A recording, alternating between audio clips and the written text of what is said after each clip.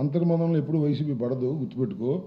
అసలు అంతర్మదనం పడాల్సిన అవసరమే ఉండదు. అసలు వైసీపీ పుట్టింది ఎక్కడ, పెరిగింది ఎక్కడ, అధికారంలోకి వచ్చింది ఎక్కడ?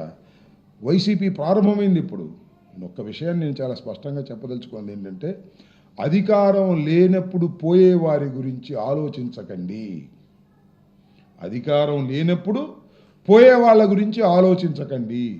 ఏసీబీ కేసులు కానీ, సిఐడి కేసులు కానీ, పోలీసు కేసులు కానీ ఎన్ని పెట్టుకున్నా భయపడే ప్రశ్న లేదు. భయపడేవాళ్ళు సర్దుకుంటారు, ధైర్యంగా ఉండేవాళ్ళు నిలబడతారు. నిలబడి పోరాడటం జగన్మోహన్ రెడ్డి గారికి, వైఎస్ఆర్ కాంగ్రెస్ పార్టీకి వెన్నతో పెట్టిన విద్య. జగన్మోహన్ రెడ్డి గారిని నిర్బంధించటంతోనే అసలు ఈ రాజకీయ పార్టీ దూకుడు ప్రారంభమైంది.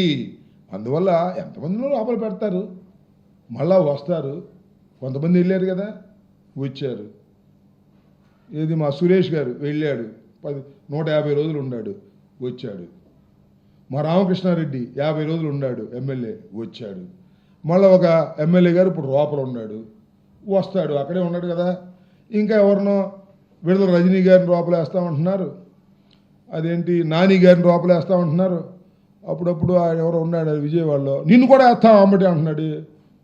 ఎవడు భయపడతాడు చెప్పండి, నాకు అర్థం కాల. భయపడేవాడు ఎవ్వరు లేరు. భయపడి ఉంటే సర్దుకుంటారు, సర్దుకోనివ్వండి. టైం వచ్చినప్పుడు అద్భుతంగా ముందుకు సాగుతాం.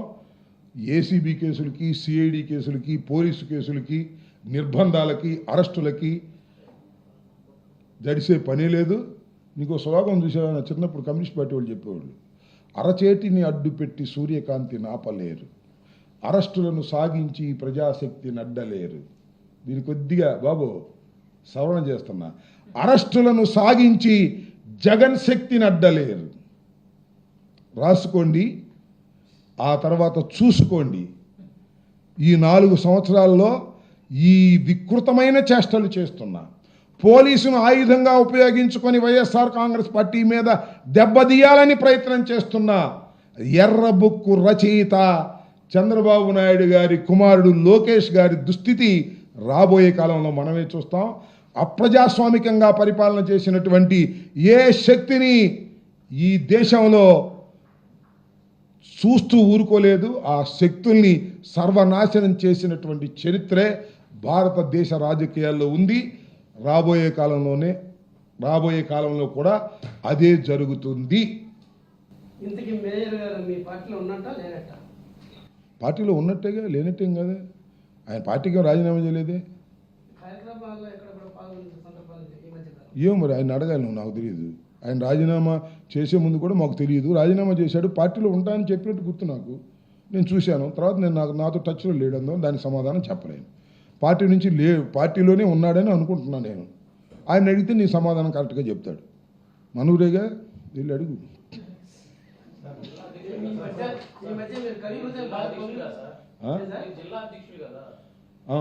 నాకు టచ్లో లేడన్నా, జిల్లా అధ్యక్షుడు అయితే ఏంటి, ప్రపంచ అధ్యక్షుడు టచ్లో ఏం చేయను? టచ్లో ఉంటే కదా చెప్పేది.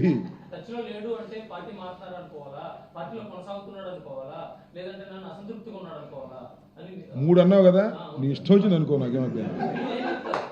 నీ ఇష్టం వచ్చింది అనుకో, నాకు చెప్పే సమాధానం నా దగ్గర లేదు. నేను ఫోన్ చేసినా ఆయన ఎత్తలేదు. ఏమనుకున్నావు, పార్టీ మాట్లాడడం అనుకున్నావా?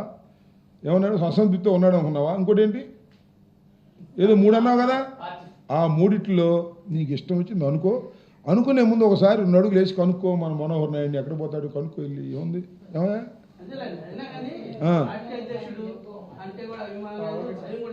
ఎవరికి, నాకు తెలియదు ఆ విషయం. పార్టీ అధ్యక్షుడు అంటే అభిమానం లేదు, భయం లేదు మనోహర్ నాయుడుకి అనే విషయం నాకు తెలియదు. తెలియని విషయాలు మనకి ఎందుకు చెప్పు. కవి హృదయం, నాకు కవి ఎక్కడున్నాడు, హృదయం ఎక్కడుంది. పొలిటీషియన్ అయితే అది కమ్యూనిస్టుల కమ్యూనిస్టు స్లోగన్ అయ్యా. కొద్దిగా మారుస్తాం. కవి అంటే సొంతంగా రాసేవాడయ్యా, కాపీ కొట్టేవాడు కదా. నేను అక్కడ కాపీ కొట్టి చెబుతున్నాను, ఎందుకు మొహమాటం దీనిలో. కాపీ కొట్టి మార్చాం కొద్దిగా.